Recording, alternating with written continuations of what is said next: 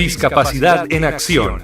Programa dirigido a las personas con y sin discapacidad, generando el punto de la inclusión. Bienvenidos.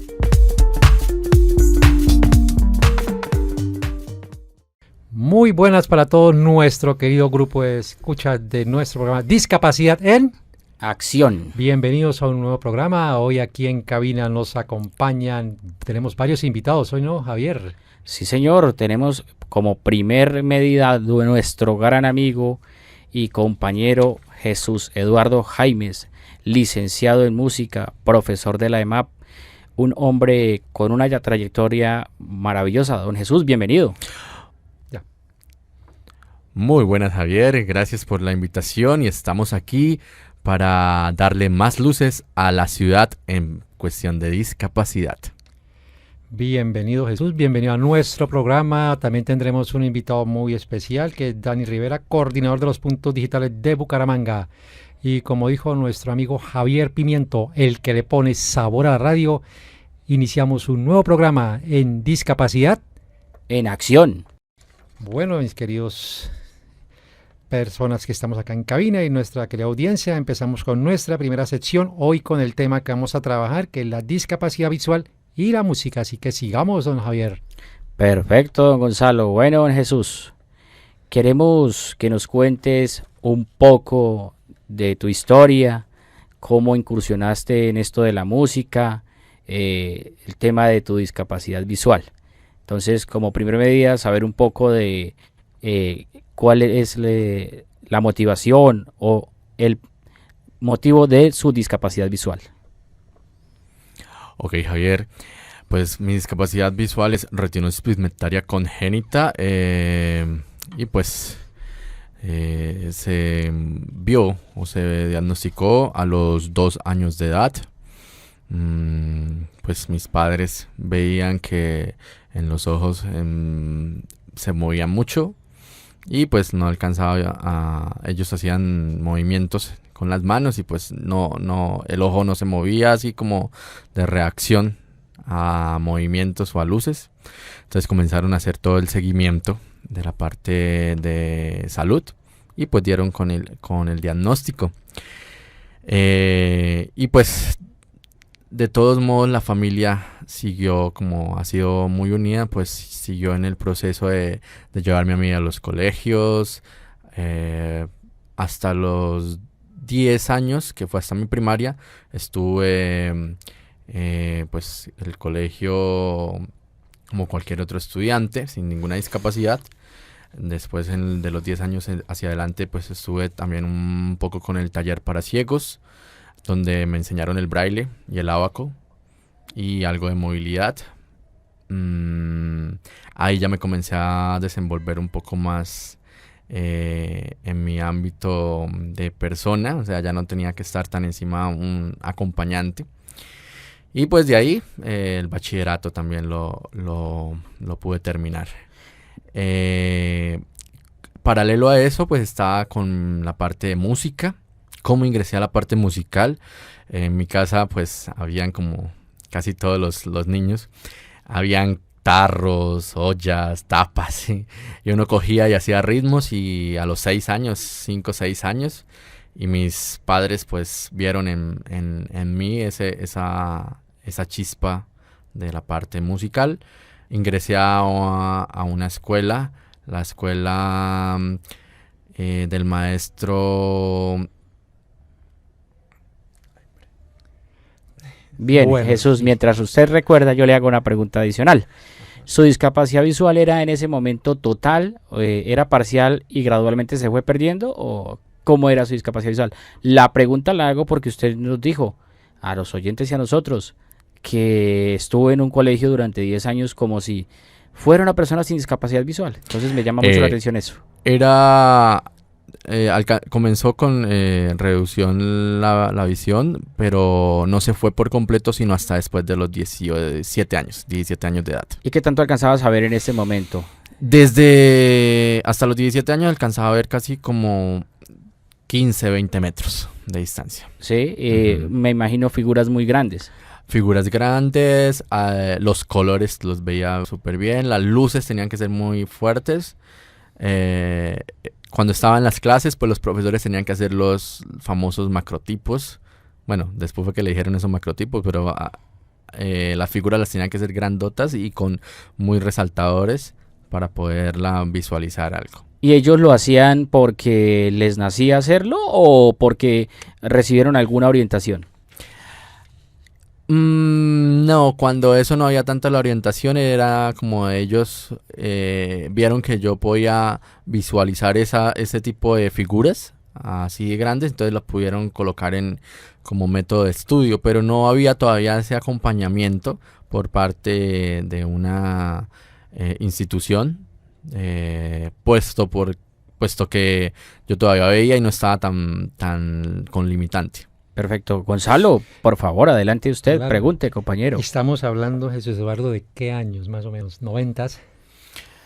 96, Sí. 2003. ¿Qué? Tú eres jovencito, mijo, ¿eh? Claro, Pelado yo soy... Es un Raza- pollo. Raza polla, sí. Es un Eso pollo. sí. Pollo, hombre. Es un pollo. Yo tengo una pregunta que, pues, se sabe mi querido Javier Pimiento y aquí don Jesús Eduardo, que este programa es para todas las personas con y sin discapacidad.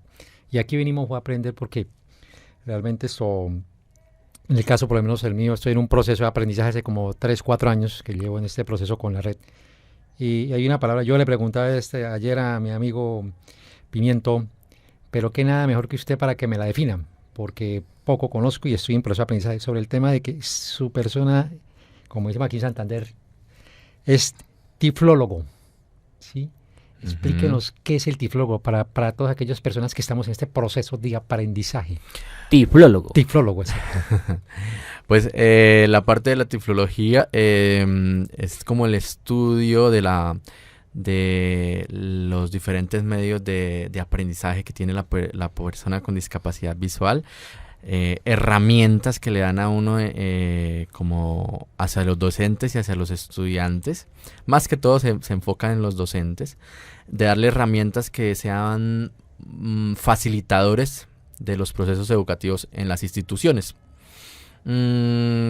Ahorita se está llevando a cabo bastante este acompañamiento. Lo digo ahorita desde el 2012 hacia acá, porque antes esto, por ejemplo, cuando yo estaba en 1996 en adelante, no se hacía tan fuerte ese acompañamiento. El acompañamiento es, por ejemplo, si una persona con discapacidad visual está en el aula, el profesor no tiene que hacer unos cambios fuertes en su quehacer como docente para llevarle el conocimiento al estudiante, sino buscar unas herramientas que están que son facilitadores y que están a toda hora en constante contacto con el docente, solo que no las lleva a cabo. Por ejemplo, voy a colocar una situación. El profe está enseñando matemáticas. Sale allá en el tablero, coloca la suma, la escribe.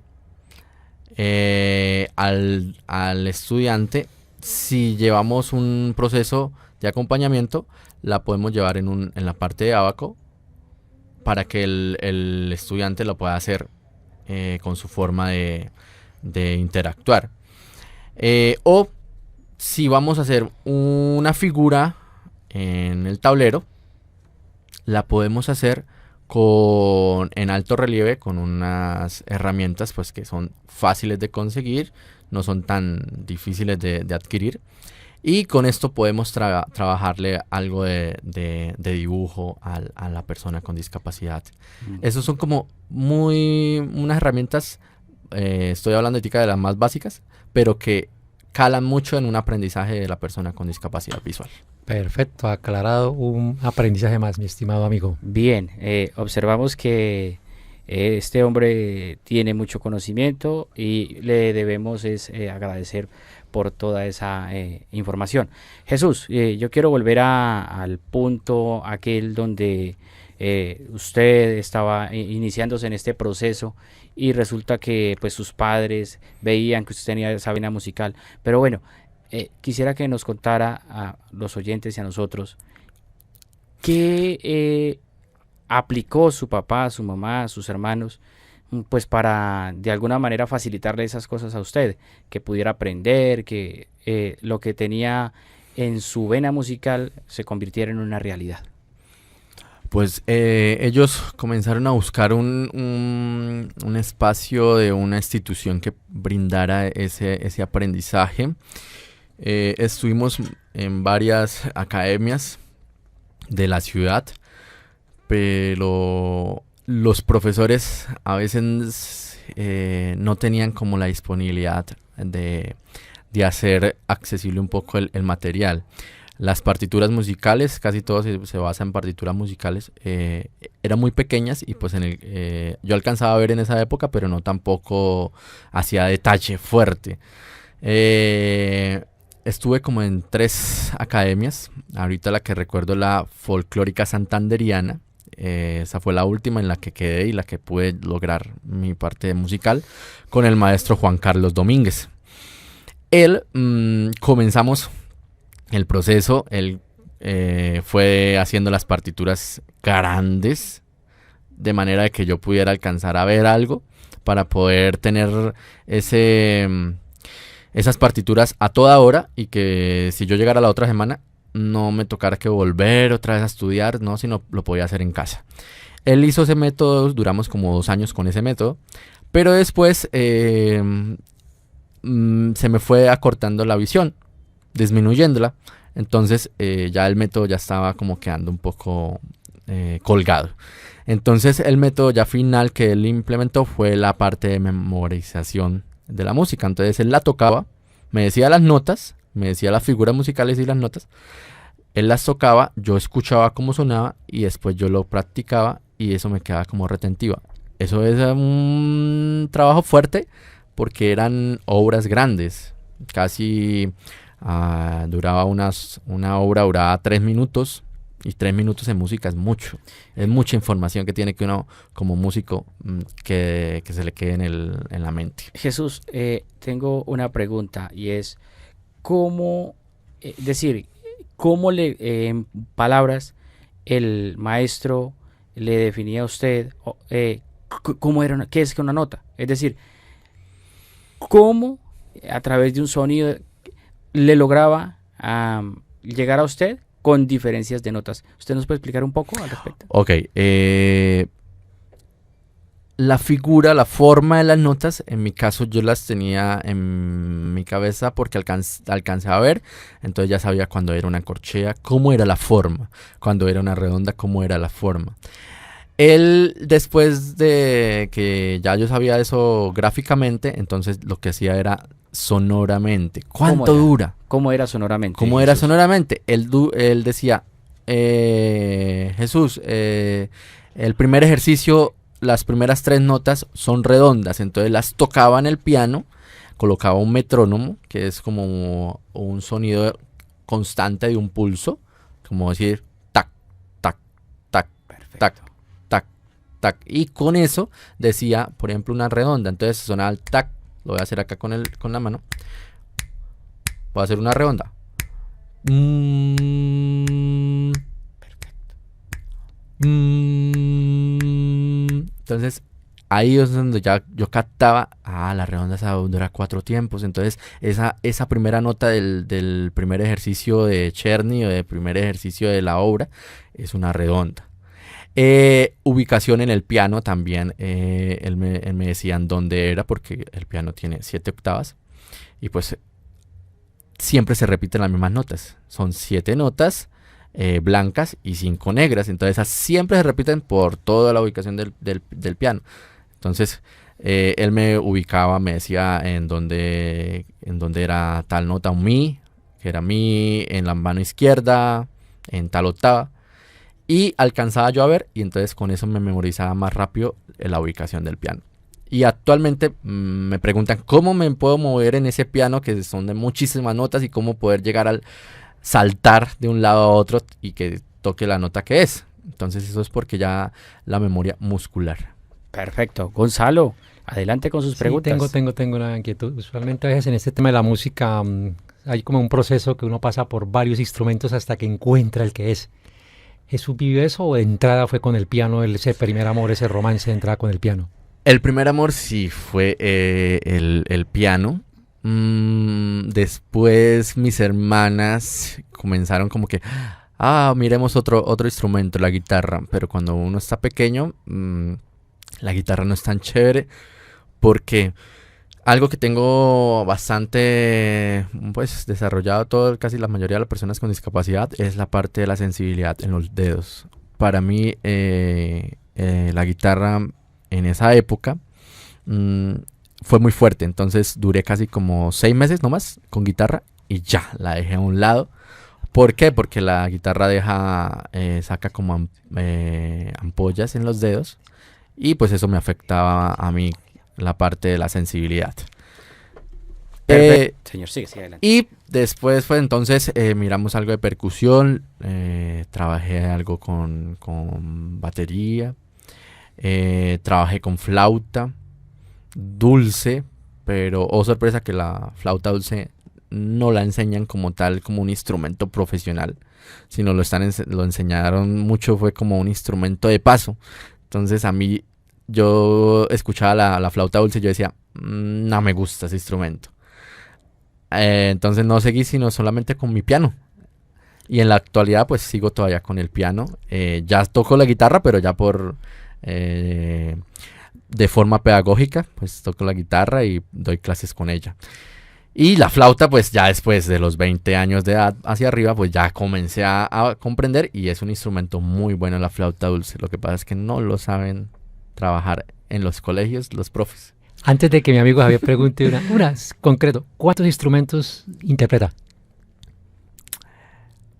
De interpretar como tal, guitarra y piano, que es mi principal. El piano es mi apasionado, es mi amante. Perfecto, mi amante, hombre, con mucha pasión, vehemencia. Jesús, me llama mucho la atención, ¿qué le ha dejado la música a la discapacidad, a su discapacidad? Esa es una pregunta primordial, diría, porque los oyentes estarán expectantes a escuchar. Y me llama mucho la atención que usted dice, es memoria muscular. Me gustaría que nos hiciera una especie de descripción, una narración de cómo usted en el acto va de un lado al otro en el piano. Ok, voy a responder la segunda de la memoria muscular y después vamos a la otra. Adelante. Sí. La memoria muscular es como... yo me ubico en el piano en la parte principal, abro mis manos y toco el orillo de la derecha y de la izquierda del instrumento. De ahí me doy cuenta cuánto es el espacio del instrumento. ¿Por qué hago énfasis en esto? Porque a veces uno o toca el piano como tal o toca organetas o teclados. Las organetas por usualmente son de 5 octavas o más pequeñas que un piano. Entonces yo siempre me ubico ahí en ese espacio y comienzo a trabajar, por ejemplo, la obra, a ubicarme desde las teclas negras y blancas. En las teclas negras hay un grupito de 3 negritas y otro grupito de 2 negritas, eso se repite por todo el piano. Entonces yo me ubico en uno de ellos, en donde diga la obra, lo toco, comienzo a hacer el ejercicio del tema musical varias veces. No digo que ya lo hago de una vez y ya me ubico y toco el tema de una, no. Tengo que hacerlo por lo menos varias veces para después ya no estar pensando en dónde coloco tal dedo ni en dónde coloco tal otro. Esto lo transmito como si fuera cuando uno está aprendiendo como a hacer gimnasia. Sí. Sí, uno al principio le dicen cómo estirar cada músculo, cada extremidad, y después ya uno hace 100, 200, 30, 400 y ya. Y uno ya no le dice al cuerpo, mire, te tiene que estirar así y volver a encoger. No, ya, el cuerpo lo hace de una forma más... yo le hago memoria muscular. De esta forma es que yo trabajo también en la parte musical. Entonces series de lo que yo esté tocando, repetitivas, y con el tiempo pues ya no tengo que preocuparme ni en dónde va la mano, ni hacia dónde va, porque ya lo tengo en mi memoria. ¿Y qué le ha aportado la música a la discapacidad, don Jesús? La música me ha aportado muchas cosas, como por ejemplo conocer a grandes intérpretes del jazz, que han calado mucho en mi aprendizaje, llegar a muchas personas que a veces por el tipo de discapacidad que uno tiene y la música, como que rompe esa barrera, que uno diga, uy, no, la persona con discapacidad no, este no hace nada, este es el pobrecito. No, la música me ha llegado a romper eso y a poderme posicionar como persona más que con la condición que tiene uno. Perfecto, ¿sí ve? Y nuestro querido amigo Jesús de una vez ya nos está introduciendo la próxima sección, Javier, rompiendo barreras. Muchas gracias por este aprendizaje. Ya sabes, serenatica, musiquita. Aquí tenemos un pianista, mejor dicho, de talla mundial. Gracias y seguimos con esta sesión porque ahora sí vamos a ver cómo Jesús rompió barreras, mi estimado Javier. Perfecto, muy bien. Gracias.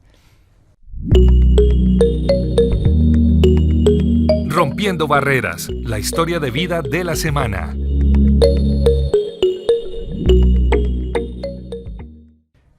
Bueno, ahora en nuestra sección Rompiendo Barreras seguimos con nuestro invitado, quien ahora sí nos va a contar cómo ha sido ese proceso ya profesional para romper tantas barreras que existen y lograr todos esos sueños.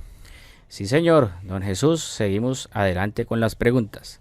Don Jesús, llega usted a la academia, luego a la universidad. Quisiéramos saber, creo, nuestros oyentes y nosotros, cuáles fueron las adecuaciones o que voluntariamente los profesores hicieron para facilitarle su aprendizaje, o usted les sugirió y ellos acataron para eso, para que usted pudiera desenvolverse diestramente en el tema de la música. Ok, pues cuando yo comencé en la academia, lo que estaba diciendo, el profe fue como que tuvo también la iniciativa y como que fue el que propuso la forma de poder hacer macrotipos sin que él lo supiera, solamente que lo hizo fue porque en mi caso alcanzaba a percibir con la vista estas formas más grandes. Desde la academia se hizo eso, después pues se reduce la visión, pues tuvo que cambiar el método. En la academia el profesor siempre estuvo como atento a los cambios que en mi caso habían para poder seguir el aprendizaje. Incluso estábamos de la academia, estábamos 2 estudiantes, uno que no tenía ninguna discapacidad y que estaba también ahí en el proceso, y pues mi persona. ¿Qué hacíamos ellos dos? El profe colocaba como retos a cada uno de nosotros de aprender los temas, ¿sí? El que aprendiera más los temas, pero bien, no así por encima, sino con toda la técnica. Entonces era como, se llamaba Camilo, me recuerdo. Entonces era, ¿cuál tema es el que ustedes saben? Yo ya me sé este, yo me sé este, y nos colocábamos a tocar los temas, y pues era como esa competencia. Y aparte de que lo veíamos como competencia, lo colocábamos con los otros estudiantes de la academia para decirles que sí se puede lograr. Que los estudiantes a veces llegaban y no, toco solamente Yesterday, solamente toco Estrellita, y no, se puede tocar este. Y entonces así, el profe lo colocó ese método como algo de motivación hacia los otros estudiantes. Eso fue en la parte de la academia. ¿Y en la universidad?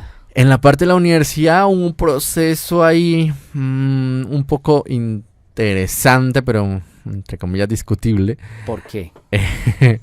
Por la institución, los cambios a veces en las instituciones, que uno dice, no, esta institución que es más grande, el cambio sí debe ser más fuerte y más rápido. No, los cambios son un poco más, en las instituciones más grandes es como más complicada la situación. ¿Por qué?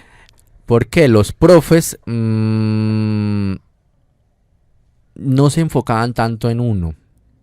en que como si no, uno le tocaba que con su metodología buscar la forma de poder rendir igual que otra persona. Pero yo no discrimino eso. Eso es un reto para uno también como persona con discapacidad. Uno siempre tiene que estar igual que la otra persona. Solo que la institución no brindaba las herramientas necesarias porque no tenían tanto el personal idóneo. Y pues los profes se enfocaban más que en todo en la parte de los que veían. Entonces, en mi caso me tocó que buscar muchas ayudas externas a la institución superior para poder seguir mi carga educativa y poder rendir como otra persona sin discapacidad. Perfecto. Ese proceso en la academia, en la universidad, ¿son cuántos? ¿5 años? Sí, normalmente son 5 años. A veces uno puede durar 6, 7 años, dependiendo del proyecto que uno escoja y bueno, de cada materia como la está uno llevando. Si de pronto se queda en una materia, eso repercute muchísimo porque hay muchas materias que son consecuentes una de la otra. Entonces, si por ejemplo tú te quedaste en una materia que estaba viendo en primer semestre, el segundo semestre ves el consecutivo de esa materia, no la puedes ver pues si no has pasado el primer. Entonces ahí se va quedando. Jesús, a mí me gustaría, creo que a los oyentes y a nosotros, que nos retrataras un ejemplo pequeño, que este programa también es pedagógico y la gente de pronto queda con la inquietud de, bueno, ¿qué es lo que hacían los docentes que Jesús no lograba captar? Nos gustaría que nos retratara un breve ejemplo de lo que ellos hacían y quizás usted no lograba percibir y que después le tocaba solicitar ayuda externa. Con respecto a las partituras, a veces enviaban muchas partituras que no están escritas en braille, que es el método de la escritura de nosotros. ¿Las enviaban dónde? ¿Al correo o a dónde? Las enviaban en correo o las publicaban ahí en la sala, en el salón. ¿En tablero? En el tablero, sí. Por medio digital a veces la colocaban por un videobin y todo eso. Entonces a mí me tocaba que un compañero me estuviera diciendo qué es lo que estaba saliendo allá en el tablero, o que el profesor las enviara a mi correo y yo poder buscar a alguien externo para poderlas ver. Eso era como tal lo más grande. Otro parte que también se hubo es que la institución tiene un software para poder hacer partituras que no es tan accesible para los lectores de pantalla que uno tiene en los computadores. Entonces esa fue una de las falencias porque era una de las materias principales de la carrera. ¿Alguna vez usted se acercó al profesor y le comentó sobre esta situación y él qué le manifestó? Sí, yo me acercaba a la institución, a los profesores. Una vez les llevé hasta el software que podíamos manejar, pero los profes, como para la parte institucional, ellos veían que tocaba que hacer un procedimiento muy fuerte para poder llegar y colocar un programa licenciado. Entonces, no había tanta respuesta. Entonces en mi caso, ¿qué me tocó hacer? Hacerme con un compañero para poder pasar en la materia, hacerme con un compañero, buscar las herramientas que le pudieran ayudar al compañero para poder desarrollar el ejercicio y presentar el trabajo. Pero en realidad el software que la institución colocaba no podía ser manejado de una forma autónoma con el software que lector de pantalla. Entonces lo hice fue con mi compañero más que yo solo. Bueno, Gonzalo, a usted, por favor, pregunte si tiene alguna Sí, ¿en qué año se gradúa como profesional en la música? 2016. ¿Inicia ahí de una su proceso en la docencia? No, ¿O hay un lapsus antes. y ¿cómo es ese?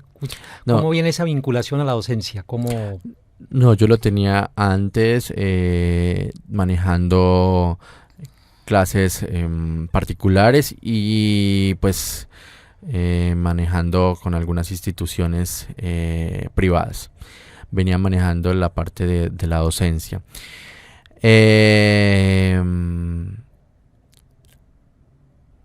Las personas o las instituciones comencé a como a brindarles un espacio de poder abrir la parte artística a la población con discapacidad, de poder trabajar con la población de una forma accesible. Algunas instituciones privadas comenzaron a trabajar el programa, pero muy cerrado. Después pasamos a la parte pública, que fue un poco más abierto el programa, que fue más aceptado, puesto porque ya se había una política pública en el país, y pues ya se llevaban algunos procesos de inclusión laboral y bueno, todo este cuento. Entonces en la parte pública fue más fácil y fue más aceptada, y pues ahí es donde estamos ahora laborando. Jesús, usted decía, mi proceso inició con clases particulares. ¿Esas clases a quién se las dabas? Y si alguna vez tuvo alguna experiencia de pronto, Jesús, profesor, necesito una clase de música, llega usted con su guitarra, con su piano, o invita a la persona que llegue allá, lo ve con su bastón y esta persona tiene alguna actitud extraña. Cuando comencé a dictar las clases, dos personas fueron como, no me cerraron la puerta ni nada, sino que dijeron, no sabía que usted tenía este tipo de condición, pero me dejaron dictarle la clase a la persona y pues vieron que no había ningún impedimento. Pero sí me hicieron la aclaración de que como que se extrañaron porque a la persona que habló por el celular y después llegar uno con un bastón, ¿cómo poder tener esa autonomía de poder llegar al sitio, poder estar hablando, de chateando, de estar interactuando con una persona en las mismas condiciones? Eso fue como una de las primeras hazañas que tuve, como de, bueno, chicas, la gente todavía no se ha cambiado como ese chip que dicen que una persona con discapacidad visual, en este caso, no pueda dictarle clases a alguien que vea. Bueno, ¿y continuaron buscándolo y aprendieron o...? Claro, sí. Después de esta clase, pues ellos siguieron hasta 2 meses después, ya que ya como que ya cambiamos el formato, porque ellos siempre eran de todos modos, ay, lo acompaño, ay, venga, si quiere yo voy hasta la casa o eso. Pero no, lo que no quería yo dictarlas en mi mismo domicilio, porque yo quería ser un poco más independiente, más trabajar con las personas en las casas de ellos que en mi propia casa. Y puesto que en mi propia casa tampoco no había tanto espacio para estar dictando clases de piano. Entonces, bien, Gonzalo. Sí, Jesús tiene una experiencia muy interesante. Primero siendo alumno de una universidad con ciertos aspectos incluyentes, que no eran todos, ¿no? Como lo explicaba Jesús. Sí, vivió una experiencia como alumno. Después pasa a ser docente, ¿sí? En el tema empresarial, uno le dice, usted tiene que aprender a ser primero trabajador, tener jefes para aprender qué hacer como jefe y qué no hacer como jefe, tomando como referente lo que hace su jefe. En este orden, cuando ya Jesús eres docente, ¿qué aspectos implementó de la universidad que usted diga, oiga, esto me sirvió y lo implementa en su docencia? ¿Y qué aspectos nuevos que usted como alumno dijo, ojalá que esto no lo repitan las personas como alumnos, y lo incorporó siendo docente? Algunos aspectos que puedo sacar de la parte de la universidad, la parte de algunos métodos pedagógicos, que no los había yo tenido en cuenta desde pequeño, puesto que estaba yo solamente aprendiendo el instrumento. En la universidad me dieron fue como que algunas herramientas para poder hacer el mismo proceso que yo estuve haciendo de pequeño, pero ya era dictándolo. Ya no era yo adquirir el conocimiento de tocar el piano, sino de poder darle a la otra persona el conocimiento para que ella pueda interpretar el piano. Ya es un poco el aprendizaje, la forma de dar ya es diferente. La universidad me dio estas herramientas por las materias que teníamos en la institución. Esto pues seguí profundizando para poder seguir alimentando esto y de acuerdo a los cambios que se vinieron presentando a lo largo de todos estos años en la parte pedagógica, pues irlo actualizando. Porque si bien es cierto, en la universidad le dan a uno didácticas y herramientas pedagógicas, hay unas que son de años muy atrás, muy atrás, muy atrás. Entonces uno tiene que extraer de ahí un poco y actualizarlo en el momento como se esté dando la situación.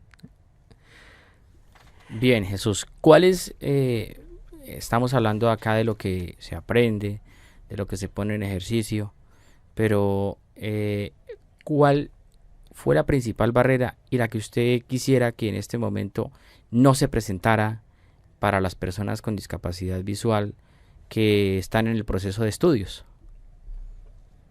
La principal es que se pueda quitar es la parte de los prejuicios, primero que todo, por la población, que a veces uno siente que las personas sin discapacidad le dicen a uno, usted no puede hacer esto, usted no puede hacer esto o lo otro. No, quitarse esos prejuicios.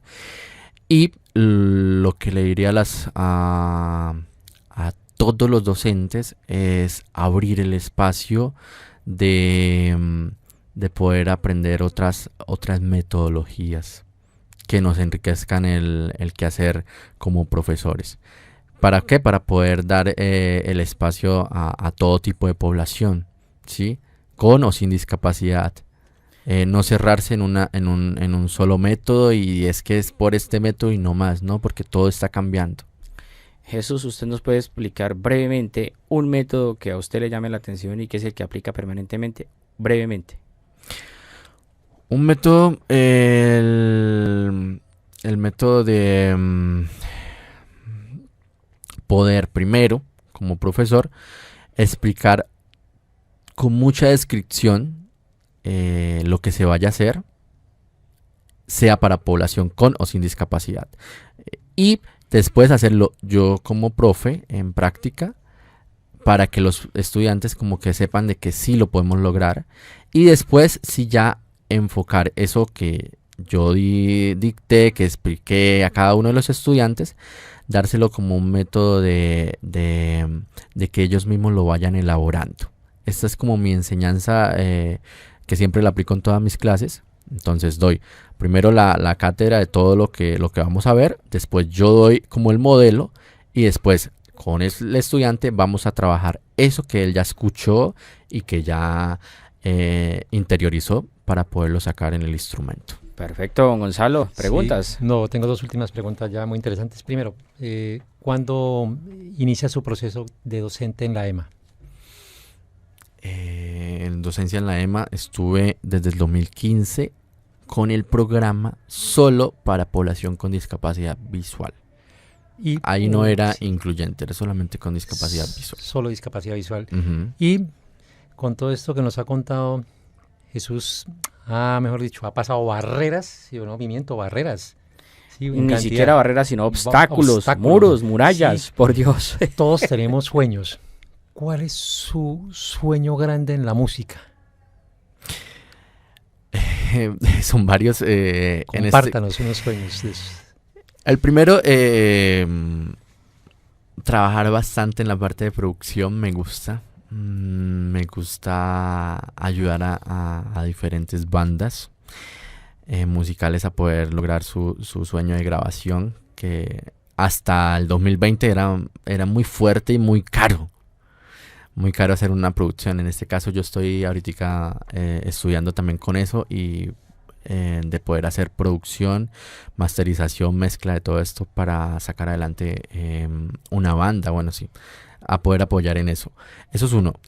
El otro sueño grande que tengo acá y que es para la misma ciudad es poder conformar una banda sinfónica de Santander donde puedan estar diferentes tipos de población con y sin discapacidad. Entonces eso es uno de los grandes retos que estamos acá y que pues se está trabajando también desde la misma Escuela Municipal de Artes, que ya un músico con discapacidad, saxofonista, trompetista, tenga las herramientas necesarias para poder estar en un formato de estos, que siempre también es grande y es bastante ambicioso. Pues hombre, Jesús, realmente encontramos en su conocimiento, en su experiencia, algo supremamente maravilloso y que invita a la población que nos escucha a trabajar, a superar, a vencer las barreras que para nadie son fáciles, pero que con su experiencia demostramos o demuestra que con trabajo se logra. Entonces hay que persistir, encontrar los recursos. Entonces, esta era nuestra sección, Superando Barreras. Muchas gracias por todas esas barreras superadas, Jesús. Gracias a ustedes por invitarme a este espacio y esperamos que no sea el único, que vengan muchos más para seguir dándole más luces a la ciudad y con respecto a la parte de discapacidad. No se nos despida, señor. Todavía lo vamos a seguir fusilando con preguntas. Porque continuamos en Discapacidad en Acción.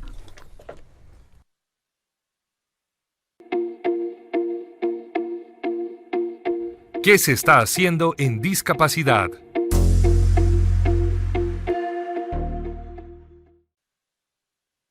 Bueno, compañeros y amigos de Discapacidad en Acción, venimos por acá con qué está pasando en discapacidad.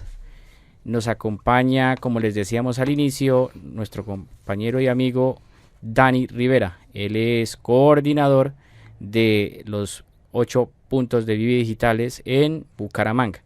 Él nos va a contar un poco sobre lo que se está haciendo, sobre lo que están trabajando y algo muy especial que es algo de Suntex, a un programa que ya él nos contará para qué sirve. Bueno, don Dani, bienvenido y adelante a contarnos por favor a los oyentes y a nosotros qué está pasando con Vive Digitales en Bucaramanga.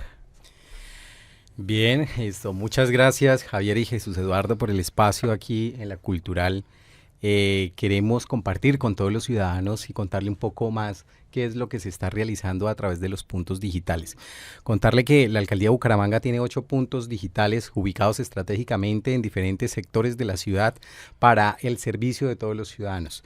Tenemos cursos desde allí para toda la ciudadanía en temas relacionados con tecnologías de información y comunicación, cursos de reactivación económica y cursos para crecimiento profesional totalmente gratis y certificados. Estos puntos están ubicados en el norte, en Café Madrid, Promoción Social del Norte, y también en el punto digital Colegio Santander, el tecnológico. Tenemos uno hacia el oriente que es en Morro Rico, hacia el centro punto digital La Joya, calle Los Estudiantes, punto digital Nacional de Comercio, y hacia el sur uno que es el punto digital del INEN. Perfecto. Estos cursos son accesibles a todo tipo de población y cómo se puede hacer uno a ellos. Todas las personas pueden participar de nuestros cursos. Tenemos diferentes aliados, que es el SENA en temas de capacitaciones y el Ministerio de Tecnologías de Información y Comunicación. Los cursos que están relacionados con el SENA o gracias a las alianzas que establecemos con el SENA están dirigidos para personas mayores de 14 años en adelante. Deben estar registrados en el aplicativo SENA Sofía Plus y pueden registrarse o inscribirse a estos cursos a través del enlace de inscripción que estamos publicando en nuestra página de Facebook, en nuestro fanpage, el oficial. ¿Cuál Facebook, puntos digitales Bucaramanga. Así Perfecto. Nos encuentran en Facebook, puntos digitales Bucaramanga, y allí estamos compartiendo toda nuestra oferta. También pueden acercarse a cualquiera de los puntos digitales si de pronto no tienen algún medio o dispositivo para realizar la inscripción. Desde allí también les ayudamos con el proceso de inscripción. ¿Los cursos son presenciales o son virtuales o son mixtos, amigo? En estos momentos tenemos de las dos modalidades, cursos presenciales y cursos virtuales. Cada vez que se publica una pieza publicitaria, ahí nosotros indicamos la modalidad, la intensidad horaria, el nombre del curso, en qué punto digital se va a realizar y cuál es el enlace de inscripción. ¿Y cuál es la duración promedio de un curso, Dani? Los cursos tienen una duración aproximada de 40 horas, otros de 48 horas, de 68 horas, dependiendo del curso. Y adicional a estos cursos que dictamos también cursos relacionados con el tema de inglés, y en este momento salió un curso también para francés básico. Dani, allí existe recursos especiales, o no especiales, sino específicos para trabajar con discapacidad visual y otras discapacidades en los puntos digitales. Sí, señor. Quiero contarles que todos los computadores de los puntos digitales cuentan con dos software muy importantes para la inclusión, que es ZoomTest y también JAWS.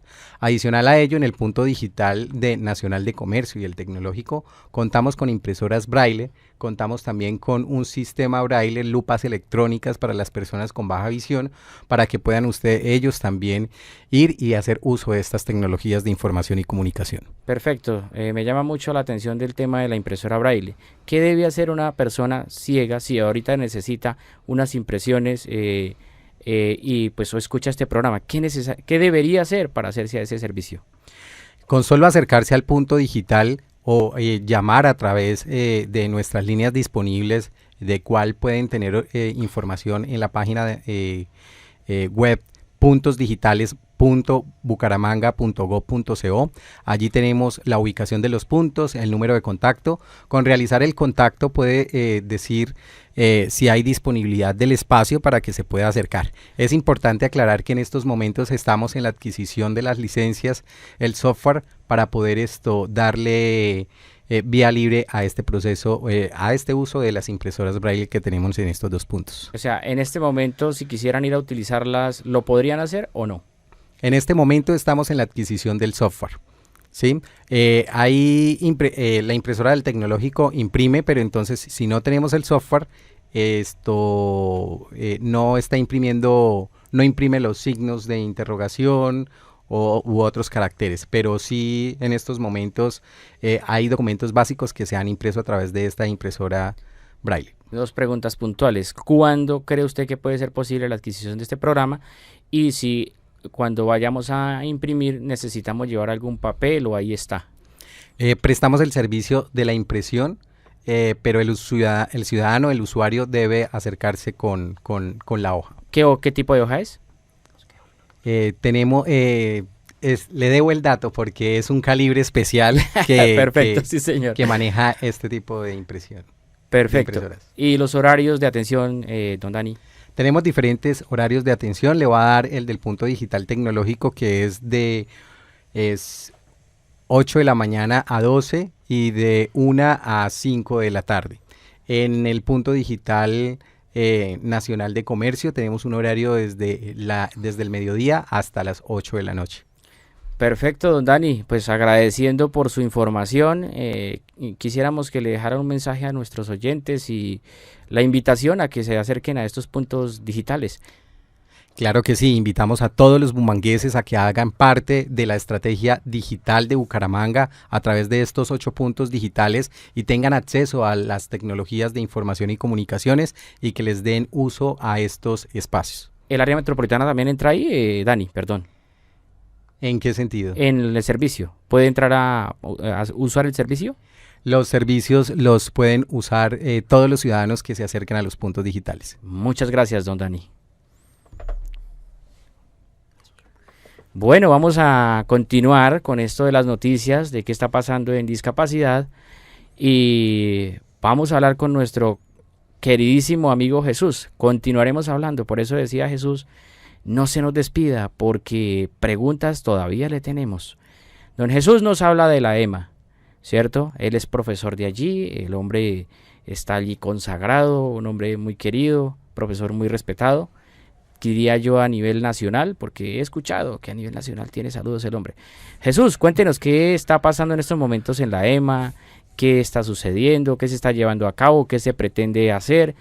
Por favor, don Jesús, adelante. Ok, Javier, en la EMA, pues la Escuela Municipal de Artes y Oficios de Bucaramanga, se está llevando a cabo un proceso de enseñanza para todo tipo de población, con o sin discapacidad.